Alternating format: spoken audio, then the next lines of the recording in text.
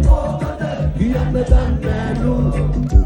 නොදැක්ක ලෝකය තොල් පෙටි අතරේ මුමුණ මේ පාලු පතුරු අසුබන රාගනමල්